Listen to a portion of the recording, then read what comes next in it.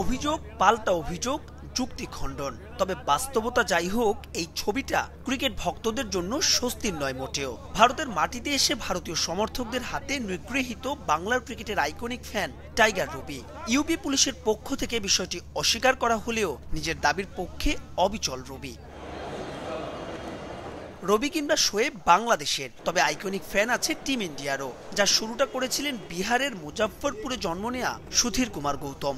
বিশ্বের ক্রিকেট খেলুড়ে যত দেশ আছে যেখানে মেন ইন ব্লু গিয়েছে, সব জায়গায় টিম ইন্ডিয়ার পক্ষে স্লোগান ধরেছেন সুধীর। পরবর্তীতে তার দেখানো সেই পথে হেঁটেছেন রামবাবু, দীপক প্যাটেলরা। তবে সুধীর অনুপ্রেরণা পেয়েছিলেন পাকিস্তানের আইকনিক ফ্যান আব্দুল জলিলের কাছ থেকে।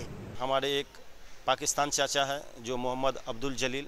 পাকিস্তানের মোহাম্মদ আব্দুল জলিল চাচাকে দেখেই আমার শুরু। 1996 সালে শারজাতে তাকে দেখেছিলাম এক হাতে প্ল্যাকার্ড, অন্য হাতে দেশের পতাকা নিয়ে সমর্থন দিতে। 2001 সালের 19 জানুয়ারি ইডেন গার্ডেন্সে আমি প্রথম ম্যাচ দেখি। সচিনকে দেখতে আমি 1000 কিলোমিটারের বেশি পথ সাইকেল চালিয়েছিলাম। আমি সাইকেল চালিয়ে বাংলাদেশেও গিয়েছি। তো মুলাকাত হই। সব মিলিয়ে এ পর্যন্ত 14 বার বাংলাদেশে এসেছেন সুধীর।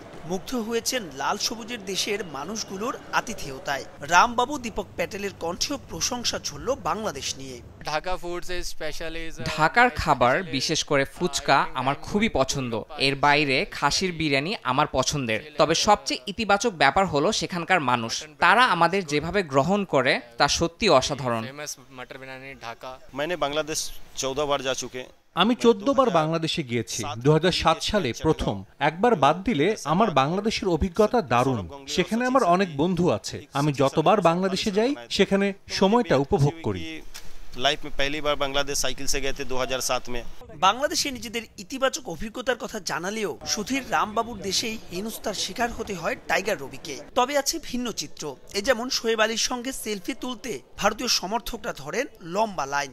পার্থক্যটা হয়তো এখানেই। মাহবুব লিমন, সময় সংবাদ, কানপুর, ভারত।